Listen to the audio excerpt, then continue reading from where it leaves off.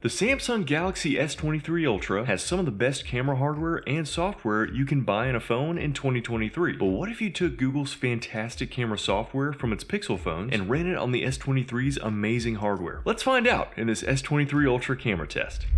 The free Google Camera Port, or GCam, I'm using for this comparison is from developer Shamim, and there's a link to download this port in the video description. Let's compare a variety of images, including selfies and night mode shots, with the pre-installed stock Samsung camera app and GCam. Then discuss some important notes and tips about both apps. To start, here's a lighthouse. It's not a real lighthouse, and GCam is too blue, which is a theme throughout these images, but even so, GCam's additional saturation and contrast compared to the properly colored stock camera is an improvement. Plus, GCam is delivering more detail in the shadows. For the pink flower shot, I definitely prefer GCam. It's just brighter, and the green leaves and stems are more vibrant. The coffee bags look better from GCam too. Stock camera is more color accurate, but GCam gets extra saturated and provides some background blur. This is a tough one. Looking out onto the beach on a cloudy day shot, and GCam is too blue, but I still think it looks better. It has a lot more detail in the shadows and ocean, which makes the stock camera just feel boring in comparison. If you need to get shots quickly of your pets, children, or your pet's children, the stock camera is your best bet, but I am getting some weird dark blurring around fast-moving subjects. Hopefully this will be fixed in an update. Colorful bows, and GCam wins again, with an overall brighter, more punchy image. GCam takes the cooler color temperature too far with this tile, ceiling, archway thing. Stock camera is brighter and easily wins. Here's a bar at a cool breakfast joint, and GCam is too blue, but overall its saturation is much better than the stock. Look at the menus, for instance. I also tried out the 200 megapixel mode from the stock camera, so here's a comparison of the normal stock photo and that huge 12,240 by 16,320 pixel version. This is some kind of creepy trash-eating bear, I guess, so creepy that it too deserved that 200 megapixel version. I couldn't help myself.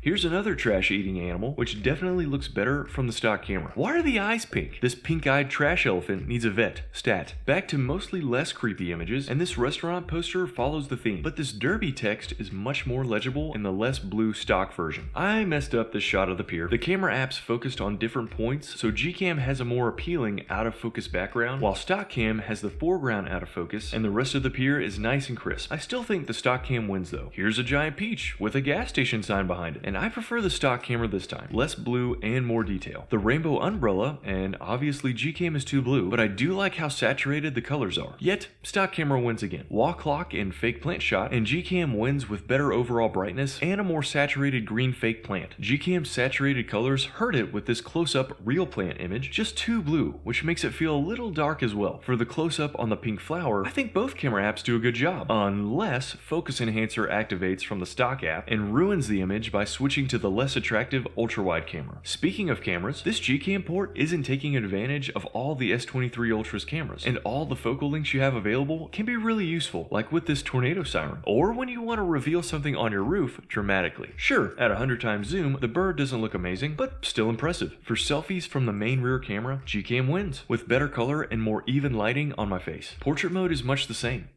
The front-facing selfie camera looks quite similar, and again, GCam wins. Same result with portrait mode.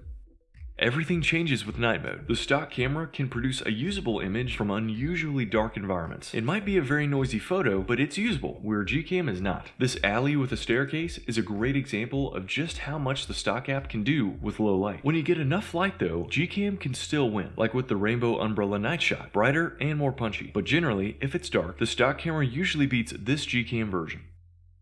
Although I do think GCam wins for this fire hydrant photo, the grass looks more natural and not quite as processed as the stock camera. For video, just use the stock app. It looks great, and the GCam port I tested with had poor stabilization and color. Plus, you miss out on the stock app's great video features, like shooting in 8K 30, HDR, portrait video, and with better audio options. Selfie camera footage looks great as well, and you can shoot in up to 4K 60. Alright, here's selfie video from the S23 Ultra. If you want to shoot raw video using motion cam, then the S23 Ultra is a great device. It can shoot up to 4080 by 3060 at 30 FPS without dropping frames, and basically record until you run out of storage. Then, if your shot is overexposed, you can rescue some of those highlights. A few important notes. I tried 12 different GCam ports that all either crashed immediately after opening or crashed randomly. There will be better GCam ports and config files for the S23 Ultra as more developers use these devices. So, GCam performance will improve. You'll just have to do some testing with different ports. Also, I shot all the GCam photos with HDR Plus turned on and set the frame count to 30. It processes pretty quickly, but you'll still have to wait a moment to capture. By contrast, the stock camera is very snappy, and with updates, I have no doubt that camera performance on this device will only get better. Thanks for watching, and please check out my S23 Ultra versus OnePlus 11 comparison right up here. It has more camera samples and provides an overall review of both devices. Please leave a comment with any questions you have, and I will answer them perfectly. In fact, I might make a video about how perfectly I answer questions.